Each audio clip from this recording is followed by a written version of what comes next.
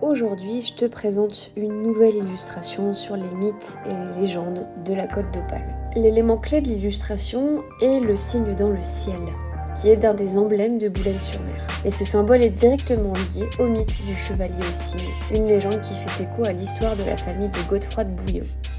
Selon la légende, le chevalier au cygne, un mystérieux chevalier arrivé sur un cygne pour défendre la justice, serait un ancêtre de Godefroy de Bouillon. D'après certains, ce serait Godefroy de Bouillon lui-même. Alors il y a des gens qui vont dire que oui, des gens qui vont affirmer le contraire. En tout cas, ce qui est intéressant, c'est qu'à Boulogne-sur-Mer, il y a un beffroi qui abrite un magnifique vitrail représentant Godefroy de Bouillon. Donc si tu ne sais pas qui est Godefroy de Bouillon, c'est un personnage historique qui est célèbre pour son rôle lors de la première croisade à Jérusalem et qui a refusé de devenir premier souverain du royaume de Jérusalem. Il deviendra alors ce qu'on appelle l'avoué du Saint-Sépulcre, sorte de protecteur de la ville.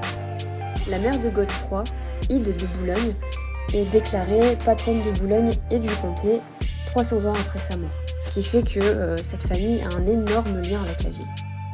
Ce que j'ai trouvé intéressant de représenter ici, c'est que le mythe du chevalier au cygne, il est vachement proche du mythe du héros, de la personne au grand cœur qui vient aider le pauvre, le miséreux ou la personne en détresse. Et il y a beaucoup de contes dans lesquels on trouve cette figure. Et je trouvais assez sympa qu'il y ait plein de petits éléments qui se recoupent, qui donnent encore un nouvel aspect du patrimoine qu'on peut trouver sur la Côte d'Opale. Si tu as des questions sur le chevalier au cygne, sur Godefroy de Bouillon ou d'autres choses, n'hésite pas à aller faire tes recherches de ton côté. Tu trouveras aussi mes références et après on se donne rendez-vous en commentaire pour en discuter.